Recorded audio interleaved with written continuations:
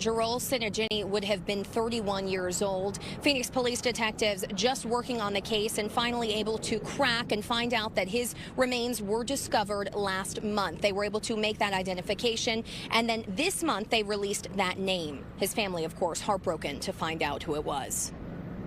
We're finally getting our closure.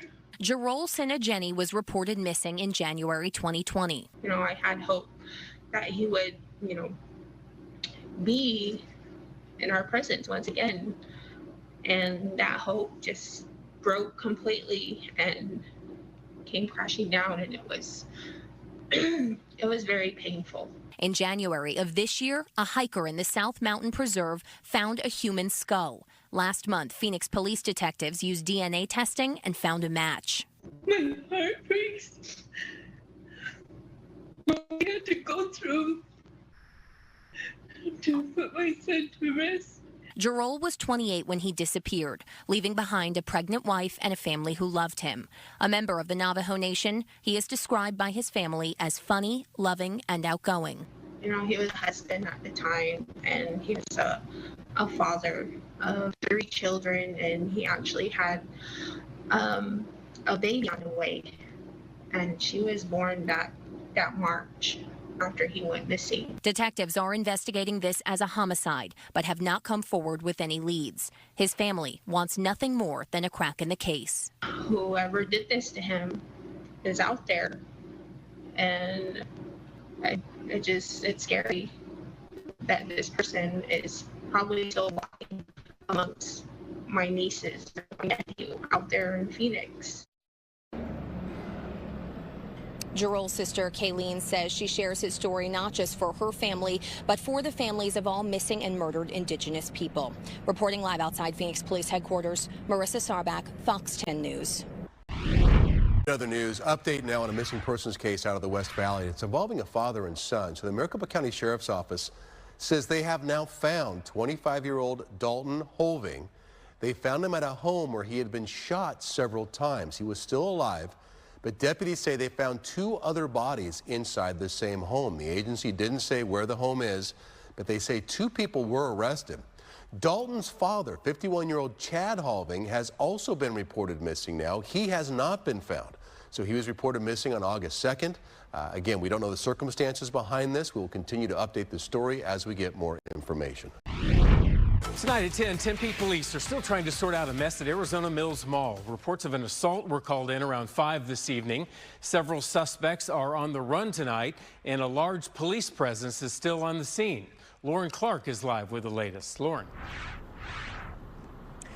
Good evening there, Brian. Yeah, we just received new information moments ago from Tempe police of what exactly happened here at Arizona Mills Mall, which certainly caused a panic. And a lot of people were very frightened right here as they thought something more sinister was afoot.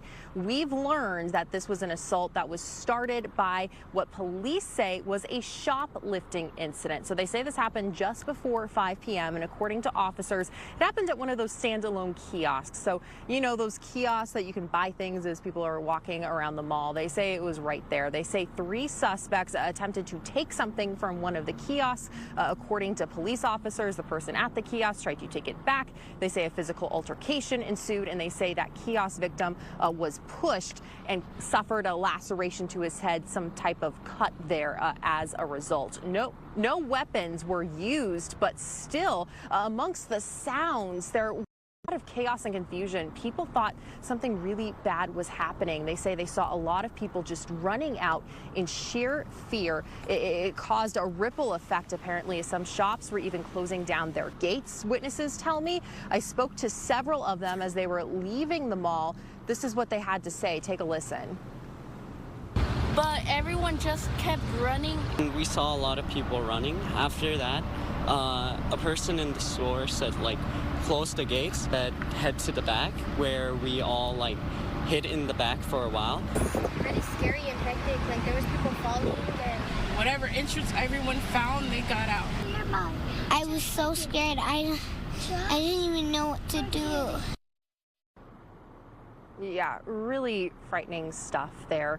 But police are still looking for 3 suspects. They say there's 2 females and a male. They're described as being in their late teens to early 20s. That victim was treated on scene and then drove himself to a local urgent care, say police officers. If you have any information, you're urged to call Tempe Police. Reporting live in Tempe, Lauren Clark, Fox 10 News.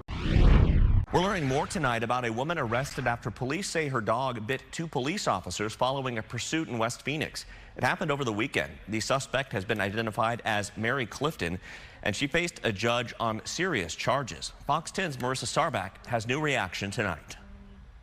Mary Clifton is facing multiple felony charges in this case. She did have her initial appearance in court earlier today, and a judge told her because there are more allegations and charges likely to come, she has to remain in custody until her next court appearance on August 11th. I get up, I see all these lights, and I hear my wife screaming, my dog's getting tased. There are conflicting accounts of what happened on August 5th outside Mary Clifton's home near 107th Ave and Coulter Street. Her husband says police targeted his wife for a traffic stop in their own driveway. The cops are way over here. They beat my girlfriend up, my wife. They throw her in the truck. They got machine guns out. I'm telling them, what are you guys doing, man? Just stay right there, sir. Don't come any closer. Court paperwork, however, says Clifton's pickup truck was stopped in the road, obstructing traffic when officers attempted to conduct a stop. That she, quote, committed felony flight by fleeing from officers for approximately 60 yards and lost control of her vehicle, colliding with her fence. Police gave her commands at gunpoint to get on the ground. The paperwork says she resisted arrest, released a pit bull that was in the truck with her, and it bit both officers. The officers state they punched the dog to release its grip before using a taser. While they were taken in custody, the pit bull was able to bite the officers. Fortunately, didn't sustain any serious injury.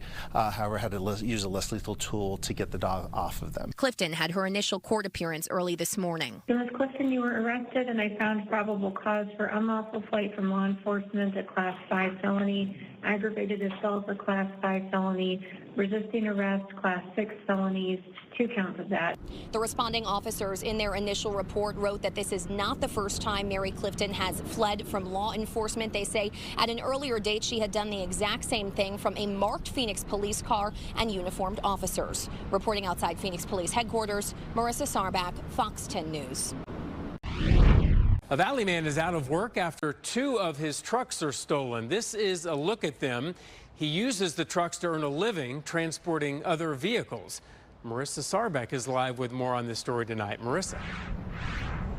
Yeah, Brian, those are actually his only 2 trucks as well. He paid about $40,000 for one of them and about $70,000 for the other. He says he started the company about 2 years ago, and he is finally now at the point where he was just starting to make a profit. Of course, that's all changing.